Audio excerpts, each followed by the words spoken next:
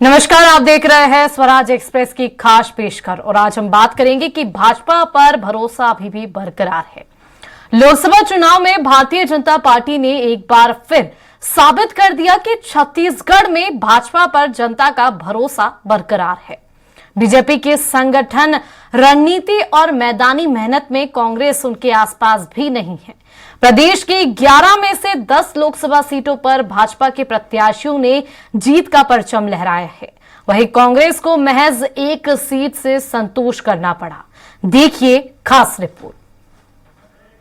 छत्तीसगढ़ की 11 सीटों को लेकर जिस तरह के अनुमान लगाए जा रहे थे, नतीजे भी उसी के अनुरूप आए हैं। भाजपा ने छत्तीसगढ़ में जीत के लिए अपनी पूरी ताकत झोंक दी थी। प्रधानमंत्री नरेंद्र मोदी, केंद्रीय गृह मंत्री अमित शाह से लेकर भाजपा के शीर्ष स्तर के नेताओं ने यहां आकर कई जनसभाएं ली थी। प्रदेश के मुखिया विष्णुदेव साय ने छत्तीसगढ़ के सभी 11 सीटों पर चुनाव प्रचार किया। कार्यकर्ता सम्मेलन कर पार्टी के पक्ष में वातावरण बनाने में कोई कसर नहीं छोड़ रखी थी। नतीजे से साफ हो रहा है कि भाजपा के शीर्ष नेतृत्व समेत राज्य नेतृत्व की मेहनत रंग लाई है। छत्तीसगढ़ में आए लोकसभा परिणाम को लेकर बीजेपी के नेता उत्साहित हैं। उप मुख्यमंत्री अरुण साव ने कांग्रेस नेता पूर्व सीएम भूपेश बघेल पर तंज कसते हुए कहा कि पूर्व मुख्यमंत्री सहित कांग्रेस के दिग्गजों की शर्मनाक हार हुई है। अपने गृह लोकसभा क्षेत्र में पूर्व मुख्यमंत्री के रहते 4.5 लाख वोटों से कांग्रेस को हार का सामना करना पड़ा है। राजनांदगांव में वह खुद हार गए हैं। उनके सभी नजदीकी मंत्री जिन्हें उन्होंने टिकट दिलाई थी, वह सभी भी हार गए हैं। पूर्व मुख्यमंत्री को बताना चाहिए कि आखिर इस शर्मनाक हार की जिम्मेदारी किसकी है। कांग्रेस की दुर्दशा हुई, 4.5 लाख वोटों से वहां प्रत्याशी कांग्रेस के हारे। उनके जो नजदीकी और खास लोग थे, जिन्होंने उन्हें टिकट दिलाई थी, उन्होंने बड़े बड़े नेता, उन सब को भी जनता ने नकारा है। तो कांग्रेस की छत्तीसगढ़ में बहुत बड़ी हार हुई है और मुझे लगता है कि ये आखिर जिम्मेदारी किसकी है, कांग्रेस की जो दुर्दशा हुई है। वहीं कांग्रेस का कहना है कि प्रजातंत्र में जनता ही मालिक होती है और छत्तीसगढ़ में जनता ने जो जनादेश दिया है उसे स्वीकार करते हैं। कहा क्या कमी रह गई, इसे लेकर चर्चा करेंगे। भविष्य में बेहतर प्रदर्शन हो उस दिशा में काम करेंगे। प्रजातंत्र में जनता ही मालिक होती है और छत्तीसगढ़ की जनता ने जो जनादेश दिया है वो हम स्वीकार करते हैं और हम लोग बहुत पीछे रहे हैं। तो इनके कारणों की जांच हमारे परिचर्चा हमारे नेतागण मिल के करेंगे और आने वाले समय में और बेहतर कर सके, इसका हम लोग प्रयास करेंगे। बहरहाल लोकसभा चुनाव में कांग्रेस ने छत्तीसगढ़ में पूर्व सीएम, पूर्व मंत्री समेत अपने तमाम दिग्गज नेताओं को मैदान में उतार दिया था। इसके बावजूद बड़ी हार का सामना करना पड़ा। प्रदेश की 11 में से महज एक लोकसभा सीट जीत पाई। वहीं भाजपा ने इस बार फिर अपनी परंपरा को बरकरार रखते हुए 11 में से 10 सीट पर जीत का परचम लहराया। अब देखना होगा इसका कितना असर आने वाले अन्य चुनावों में पड़ता है। स्वराज एक्सप्रेस के लिए रायपुर से दिलीप साहू की रिपोर्ट। वहीं इस पर खास चर्चा के लिए हमारे साथ मौजूद है वरिष्ठ पत्रकार बाबूलाल शर्मा जी और साथ ही साथ कांग्रेस प्रवक्ता धनंजय सिंह ठाकुर और बीजेपी प्रवक्ता श्री चंद सुंदरानी जी। आप तीनों का स्वराज एक्सप्रेस में बहुत बहुत स्वागत है।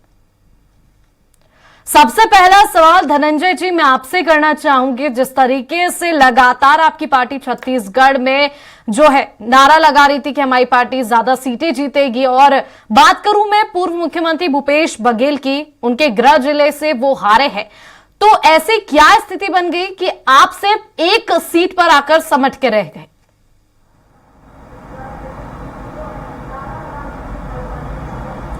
देखिए, आपने जो सवाल उठाया है, जो कि दावा कर रहे थे, स्वाभाविक सी बात है, हर राजनीतिक दल जब चुनाव में जाता है तो वो अपने अपने दावे प्रस्तुत करते हैं, अपनी अपनी अपेक्षाओं को रखते हैं और अपनी योजनाओं को रखते हैं। भारतीय जनता पार्टी ने कहा कि वो 400 सीटें जीतेंगे, छत्तीसगढ़ में 11 सीटें जीतेंगे। हमने कहा कि हम बहुमत के साथ सरकार बनाएंगे केंद्र में गठबंधन के साथ में, और छत्तीसगढ़ में हम बीजेपी से अच्छा परफॉर्मेंस करेंगे, ज्यादा सीटें जीतेंगे। ये स्वाभाविक सी बात है। और आज जो परिणाम आए हुए हैं, जो 4 सीट का दावा था वो 220 में सिमट गए, 240 में सिमट गए, और हम कहीं ना कहीं बहुमत से पीछे रहे। और छत्तीसगढ़ में निश्चित तौर पर हम 10 जो लोकसभा सीटें हैं उसमें एक में देखेंगे हम 1800 हारते हैं, और लेकिन 9 सीटों में हम चुनाव हारे, और हार स्वीकार करने में कोई गुरेज नहीं है। और स्वाभाविक बात है, जब दावा होता है उस दौरान बहुत सारे बातें भी होती है, बहुत सारे काम होते हैं। लेकिन देखेंगे आप 2019 के मुकाबले 2024 में लोकसभा में हमारे जो प्रत्याशियों का परफॉर्मेंस बेहतर रहा है। एकजुटता के साथ कांग्रेस पार्टी चुनाव लड़ी है, एकजुटता के साथ जनता के बीच में गए हैं, और जो हमारे हार का डिफरेंस अगर आप देखते हैं 19 के मुकाबले, तो मैं समझता हूं 1-2 लोकसभा सीटों को छोड़ दिया जाए तो बाकी जगह कम हुई है, तो हमारे लिए बेहतर परफॉर्मेंस है। हम पास कितना सीट था, हमारे पास 2 ही तो सीट था ना। हम कांकेर लोकसभा सीट 1800 वोट से हार गए हैं, कितना टाइट फाइट वहां पे रहा है। तो मैं समझता हूं कि दावे भी किए जाते हैं और परिणाम को स्वीकार भी किया जाता है। हमने परिणाम स्वीकार भी कर लिया। जी बाबूलाल जी, मैं आपके पास आना चाहूंगी। जिस तरीके से भी नतीजे आए हैं, बीजेपी ने भी दावे किए थे कि 400 पार की सीटें उनकी आएगी, और हालांकि कांग्रेस भी दावे कर रही थी कि वो सरकार बनाएगी। और जिस तरीके से पूरे चुनावी नतीजे आए हैं, तो उस हालातों को देखते हुए आपको क्या लगता है? अभी देखिए, जो राष्ट्रीय स्वरूप में आपने प्रश्न पूछा है, निश्चित रूप से जो है मोदी सरकार बनाना चाहते थे, जनता ने उनको सरकार बनाने के लिए रास्ता बता दिया।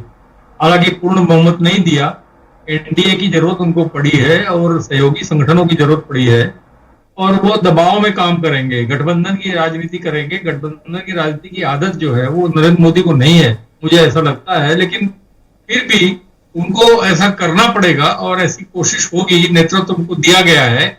रहा सवाल इस बात का कि भारत की जनता ने जो है बड़ा अजीब निर्णय दिया है। मोदी जी चाहते थे सरकार बनाना, उनको सरकार बनाने की तरफ रास्ता खोल दिया, रास्ता बन गया, और एक तगड़ा विपक्ष, माने इतना मजबूत विपक्ष संसद के दरवाजे तक पहुंचा दिया है कि जहां अगर ये गलत करने चाहें या मनमानी करना चाहें तो वो रोक सके। इतना तगड़ा विपक्ष जो है इस वक्त संसद में जाएगा, तो ये एक अच्छा प्रजातंत्र के लिए बहुत अच्छी संकेत है। मैं समझता हूं कि सरकार मोदी जी चलाएं, लेकिन अब मनमानी कर पाएंगे इसकी संभावनाएं थोड़ी कम हो जाएंगी। और अगर मनमानी करेंगे तो संगठन उनके साथ में जुड़े हुए हैं, वो क्या करेंगे, क्या निर्णय लेंगे, नीतीश बाबू क्या निर्णय लेंगे, टीडीपी क्या निर्णय लेगी। और देखिए, विषम परिस्थितियों में गठबंधन हुआ है। टीडीपी ने जो है अपने क्षेत्र में अपने मैनिफेस्टो में लिखा है कि हम 4% मुस्लिम आरक्षण देंगे, और नरेंद्र मोदी जी ने मंच से कहा है कि मैं मेरे जीते जी किसी मुस्लिम को जो है आरक्षण नहीं देने दूंगा। ये चीजें जो है कितने दिन चल पाएंगी, और नीतीश बाबू को तो सभी लोग जानते हैं कि वो क्या कर सकते हैं। इन विषम परिस्थितियों में उनको सरकार चलाना है, तो निश्चित रूप से देखना होगा कि आगे कैसे चल पाएगा, क्या चलेगा, देश का कितना भला होगा, जनता को क्या मिलेगा। जी श्रीकांत जी, जिस तरीके से आपकी पार्टी लगातार नारा लगा रही थी 400 पार का, अभी फिलहाल देखा जाए तो स्थितियों में 300 पार भी आपकी पार्टी नहीं कर पाई है। और हालांकि जिस तरीके से जो टीडीपी है और नीतीश कुमार की पार्टी अगर आपके पास आ जाती है तो आप की ही जो है सरकार बनने जा रही है, लेकिन हालात जो देखे, जो नारा आप कब से लगा रहे थे 400 पार, उसका क्या हुआ?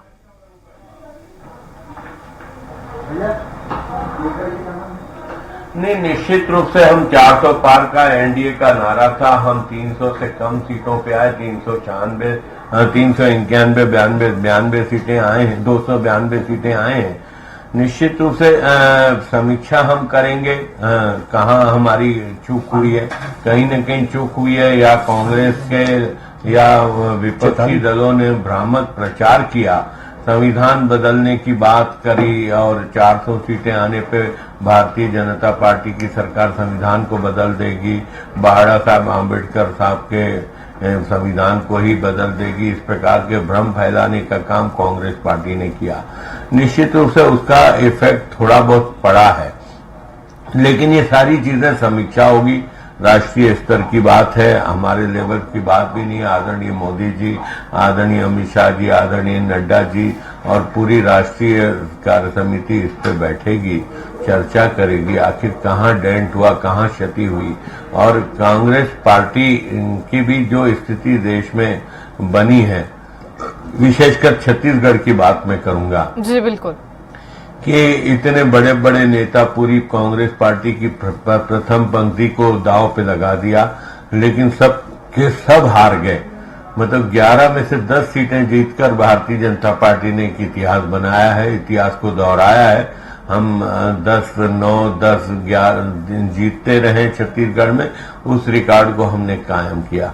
और ऐसे समय में कायम किया जब कांग्रेस को भ्रम फैलाने के लिए बहुत कुछ था, कांग्रेस ने बहुत कुछ भ्रम फैलाने का काम किया, लेकिन छत्तीसगढ़ की विष्णुदेव साय की सरकार ने जिस प्रकार से 5 महीने काम किया और जिस प्रकार से विष्णुदेव साय जी ने पूरे 11 लोकसभा क्षेत्रों का दौरा किया, यही नहीं दौरा किया बल्कि ओडिशा और झारखंड में भी जाके भारतीय जनता पार्टी का परचम लहराने का काम किया। और 5 साल में जितने वादे, 5 महीने में जितने वादे आदरणीय विष्णुदेव साय जी ने पूरे किए, जितने बड़े वादे थे हमारे घोषणा पत्र में, वे सारे के सारे पूरे किए। और उसी का परिणाम है कि हम 10 सीटें बड़े मार्जिन के साथ, आप देखिए रायपुर की राजधानी में तो हमने एक इतिहास रचा है। 5,75,70,000 से अधिक मतों से विकास उपाध्याय हारे हैं। अगर हम दुर्ग की बात करें, राजनांदगांव की बात करें, भूपेश बघेल जैसे नेता अभी 40-50 हजार वोट से हारे हैं, और जबकि बड़ा चेहरा थे कांग्रेस के पूर्व मुख्यमंत्री है, वो 5 साल मुख्यमंत्री रहे हैं, तो वो हारे। या ताम्रध्वज साहू जी गृह मंत्री थे, वो हारे।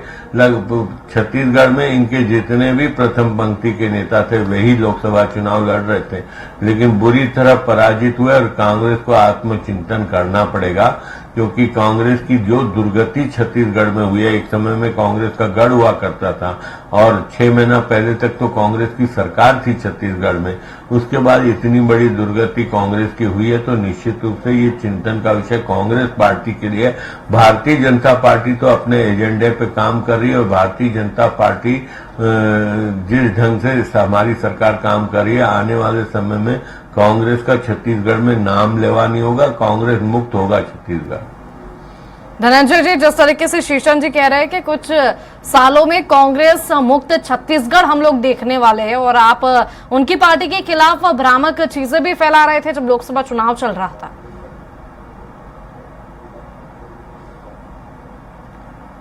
देखिए चैताली जी, यही तो भारतीय जनता पार्टी का अहंकार है ना। ये कभी बेरोजगारी मुक्त बात नहीं करेंगे, ये कभी किसानों की आय बढ़ाने की बात नहीं करेंगे, ये बोलेंगे हम कांग्रेस मुक्त छत्तीसगढ़ बनाएंगे।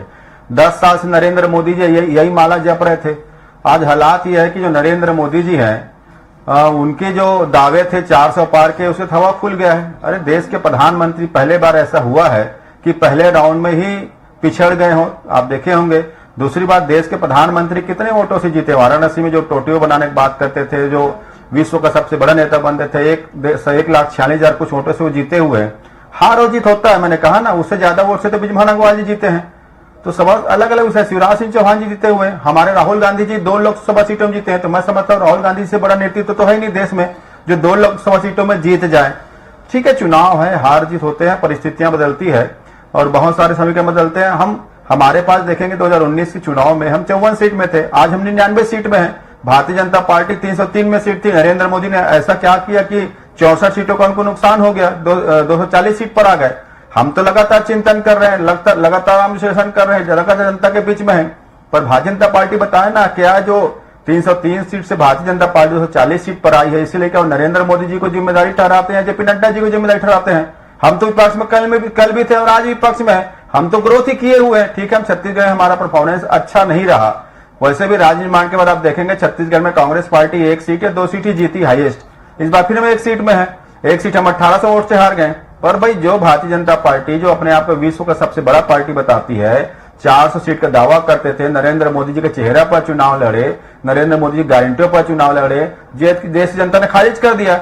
अयोध्या जहां श्री राम जी को लाने के दावा करते थे, अयोध्या में भारतीय जनता पार्टी के सांसद हार गए। अयोध्या में आप देखेंगे जहां 62 सीट पर था भारतीय जनता पार्टी, आज वहां पे 35 सीट पर है। तो चुनाव है, जनता को जो मुद्दे समझ में आते हैं उसको वोट करते हैं। हम इस बात को स्वीकार करते हैं, हमको अभी हट नहीं रहे कि इस बात से कि हमारा परफॉर्मेंस ठीक नहीं रहा छत्तीसगढ़ में। फिर भी हम कह रहे, हमने जिस हिसाब से चुनाव लड़ा, जो हमारे बैंक के खाते सीज कर दिए गए, केंद्रीय एजेंसियों का दुरुपयोग किया, 2 सरकार के खिलाफ हमने यहाँ पे चुनाव लड़ा है। जो डबल इंजन की सरकार केंद्र में रही है, राज्य में इनकी सरकार है, इन 2 सरकार के खिलाफ आर्थिक रूप से अक्षम होने के बाद हम यहाँ पे चुनाव लड़े, उसके बाद बेहतर परफॉर्मेंस करी हुए हैं। ये तो साधन संपन्न लोग थे, क्या कमी थी इनके पास? देश के सारे हेलीकॉप्टर तो भाजपा ने बुक कर लिया था, देश के सारे जो निजी विमान थे भाजपा ने बुक कर लिया था। कोई ऐसा चैनल नहीं बता जब करोड़ों खर्च ना किया हो, लगातार सोशल मीडिया में बात करते, उसके बाद क्या ऐसा हो गया? इनको तो ग्रोथ करना चाहिए, ये तो डाउन फ्लो में आ गए। जो मोदी जी का ढिंडोरा पीटते थे, चेहरा को खारिज कर दिया जनता ने, यही तो माना जाएगा ना। तो भाजपा ये तय नहीं कर पा रही है हार के लिए मोदी जी को जिम्मेदार माने या भाजपा को माने, अंतर इनके बीच में है। हमारी चिंता करते हैं, हम तो शुभकामनाएं प्रेषित करते हैं। अभी जनता ने आपको जिस प्रकार से मैंडेट दिया है, चेतावनी दिया है, तो इनको अहंकार छोड़ देना चाहिए। भाई लोकतंत्र है, यहाँ प्रजा जो चाहती वही होता है, किसी का अहंकार नहीं चलता, चाहे मैं हूं, चाहे सिंधरानी जी हो, चाहे बाबूलाल भैया बैठे हैं। तो अहंकार को त्यागना होगा। और जैसे बाबूलाल जी भैया ने कहा ना कि मनमानी की बात उन्होंने एक पत्रकार ने जिक्र किया, मैं 10 साल से देश तो देख रहा था मनमानी ना, और तो चीजें तो है, सुधारना इनको चाहिए, आदमी चीजें इनको करना चाहिए। हम तो आगे बढ़ने के लिए काम कर रहे हैं और जनता ने हमको बढ़ा दिया आगे। बाकी हम लगातार जो जनता जो जिम्मेदारी उस पर काम करेंगे, जनता की आवाज उठाते रहेंगे। जी चलिए श्रीचंद जी, आप क्या कहेंगे इनकी बातों पर?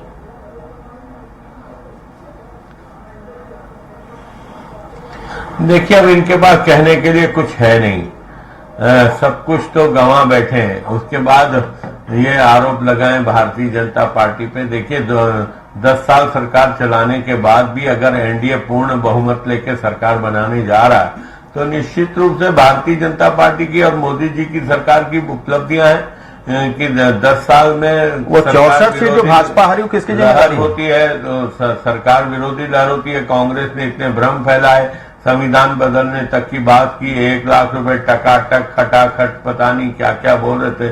उसके बाद इतनी बड़ी दुर्गति हुई, तो कहीं न कहीं भारतीय जनता पार्टी ने तो और एनडीए ने तो अपनी सरकार बनाने का पर्याप्त बहुमत है हमारे पास। अपने 292 का बहुमत है, 272 चाहिए, 20 सीट बहुमत से अधिक है। और थोड़े दिन रुक जाइए, बहुत सारे लोग इनके सहयोगी भी हमारे साथ आ जाएंगे। चेताली जी 1 सेकंड दीजिएगा।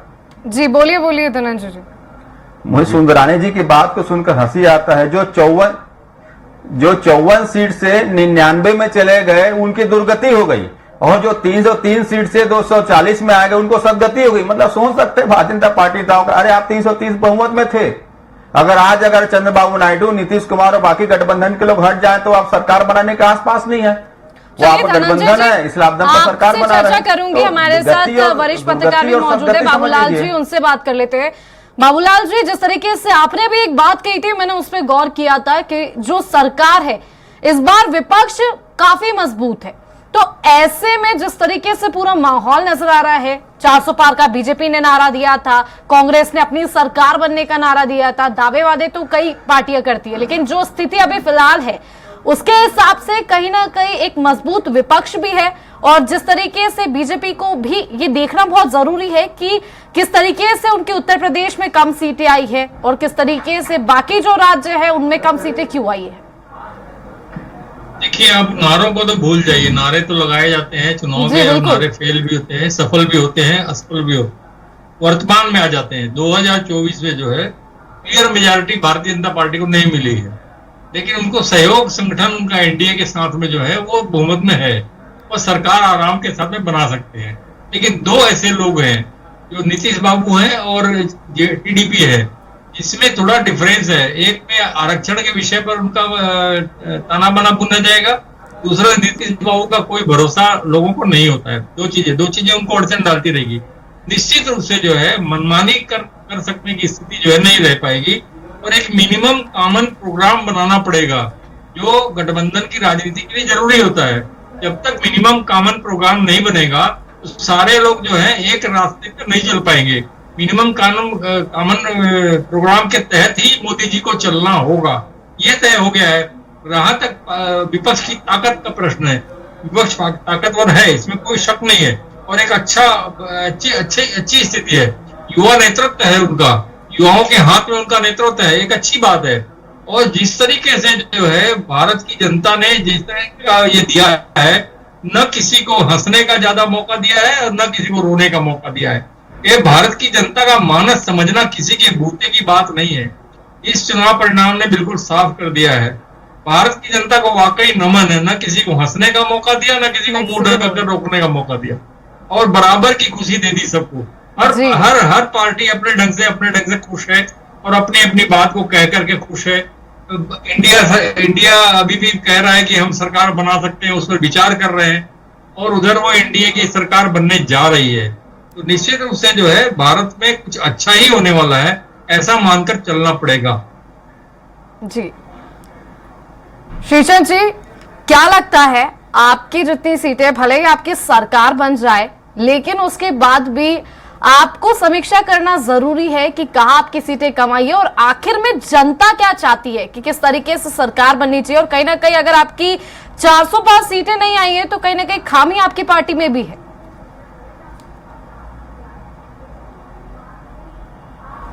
नहीं, निश्चित रूप से देखिए, राजनीतिक दलों को समीक्षा करते रहना चाहिए और परिणाम पक्ष में आए विपक्ष में आए, निश्चित रूप से उसकी समीक्षा होनी चाहिए और समीक्षा होगी भी। और हम इसका चिंतन करेंगे क्यों, कहां पे हम चूक हुई, कहां हमसे कमी रह गई, या क्या भ्रामक प्रचार का हम जवाब नहीं दे पाए, क्या जो कांग्रेस ने भ्रम फैलाने का काम किया हम उसको ठीक से नहीं समझ पाए क्या। ये सारी चीजें तो निश्चित रूप से देखेंगे। और अभी भी हमारे पास तो पर्याप्त बहुमत है, इसलिए सरकार भी हमारी बन रही है और भारतीय जनता पार्टी और मोदी जी की गारंटियां जो जनता को दी गई है वे पूरा करने की दिशा में हम आगे बढ़ेंगे। जी धनंजय जी, आपकी आगे की क्या रणनीति होगी, क्योंकि देखा जाए तो 2024 के चुनाव तो हो चुके हैं और इसमें से छत्तीसगढ़ की अगर बात करें तो 11 में से एक सीट बस आपके पास है और आपके पास जो बड़े बड़े नेताओं के चेहरे थे वो भी हार के कगार पे थे। तो अब आपके पास छत्तीसगढ़ में ऐसा कौन सा चेहरा है जिनको आप आगे 5 साल बाद उतारेंगे और क्या रणनीति है जिस पर आप काम करने वाले हैं अब से? देखिए चिताली जी, कोई भी संगठन के लिए संगठन सबसे बड़ा चेहरा होता है। हमारे कांग्रेस पार्टी के झंडा, हमारे कांग्रेस पार्टी का निशान और कांग्रेस पार्टी की जो नीति और नीति सिद्धांत है वो सबसे बड़ा चेहरा होता है और उसी के दम पर पूरे देश में कांग्रेस पार्टी टिकी हुई है और लगातार नई जिम्मेदारियां लोगों को मिलती है। और हमेशा संगठन में, चाहे भारतीय जनता पार्टी के संगठन हो, कांग्रेस संगठन हो, संगठन में जिम्मेदारियां बदलते रहती है। तो स्वाभाविक सी बात, संगठन इस पर गहराई से विचार करेगा कि आगे की रणनीति क्या होगी। और अभी तो जिस प्रकार से हमारे इंडिया गठबंधन की बैठक हो रही है, उस बैठक में फैसला होगा कि सरकार बनाने के लिए हमें जो सपोर्ट चाहिए वो क्या, उन सपोर्टों के पीछे विचार करना चाहिए, नहीं करना चाहिए, या विपक्ष में बैठना चाहिए। तो बहुत सारी चीजें भी साफ हो जाएगा कुछ देर में। और निश्चित तौर पर कांग्रेस पार्टी हमेशा से जनता के बीच में रही, चाहे हम 54 सीट में रहे या 44 सीट में भी हम रहे। 2014 में हमने जनता की आवाज उठाने का काम किया है। 54 सीट में जब थे तब भी हम सड़क से सदन लेता इस देश के हर वर्ग को उठाने का काम किया है। अगर पार्टी निर्णय करती कि हम विपक्ष में बैठेंगे तो स्वाभाविक सी बात है, हमारा जो एम है इस देश को बेरोजगारों से मुक्त कराना, लोगों को रोजगार दिलाना, महंगाई से मुक्त कराना, उसके लिए सरकार के पक्ष में दबाव बनाना, हम उस दिशा में काम करेंगे। हम तो इस देश के लिए हर वर्ग के साथ खड़े होते हैं। ठीक है, कभी सत्ता में भी थे, आज विपक्ष में है, पर हमारा धर्म तो इस देश की जनता के साथ खड़ा है ना, जनता की भलाई करना था। जी चलिए, एक आखिरी सवाल में बाबूलाल जी आपसे लेना चाहूंगी। जिस तरीके से आपने इन दोनों की बातें सुनी है और जिस तरीके से भी माहौल है, सरकार किसकी बनेगी, एनडीए की तरफ नजर आ रही है कि उनकी सरकार बनेगी, इंडिया ब्लॉक भी दावे कर रहा है, लेकिन माहौल क्या अभी देश में नजर आने वाला है और देश की प्रगति कितनी होगी? देखिए, इंडिया विचार कर रहा है, करना चाहिए कि नहीं करना चाहिए, कोशिश होनी चाहिए कि नहीं होनी चाहिए, क्योंकि उनको रास्ता दिख रहा है कि टीडीपी का जो कॉमन मिनिमम प्रोग्राम बनेगा तो टीडीपी उसमें तैयार नहीं हुई, क्योंकि आरक्षण देने के लिए मैनिफेस्टो में उसने बात कही है कि हम 4% आरक्षण मुस्लिमों को देंगे। और मोदी जी ने बड़े साफ शब्दों में मंच से कह दिया है कि मैं मेरे जीते जी मुस्लिमों को आरक्षण नहीं देने दूंगा। तो ये एक टकराव की स्थिति जो है कॉमन मिनिमम प्रोग्राम में अड़ंगा आएगा। एक चीज तो इंडिया इस बात को सोचेगी, करना चाहेगी कि नहीं करना चाहेगी, ये सबसे बड़ा प्रश्न है। चलिए जी बिल्कुल। जहां तक सवाल है कि सरकार से हमको क्या मिलेगा, तो निश्चित रूप से विश्वास किया जाना चाहिए कि बदली हुई सरकार है और मोदी जी का मूड भी बदलेगा। गठबंधन की राजनीति करने में कुछ विचार बदलने पड़ेंगे, कुछ बातें सुधारनी पड़ेंगी और एक अच्छा माहौल बनेगा। ठीक है, आप तीनों का शुक्रिया स्वराज एक्सप्रेस के साथ जुड़ने के लिए। तो जिस तरीके से आपने देखा कि कांग्रेस पार्टी और बीजेपी दोनों के जिस तरीके से दावे थे, हालांकि नतीजे आ चुके हैं, एनडीए की सरकार बनने जा रही है और इंडिया ब्लॉक भी दावे कर रहा था। अब फिलहाल कुछ समय बाद ये क्लियर हो जाएगा कि किसकी सरकार इस देश में बनने जा रही है और इस तरीके के अपडेट हम आपको देते रहेंगे। देखते रहिए स्वराज एक्सप्रेस की खास पेशकश। नमस्कार।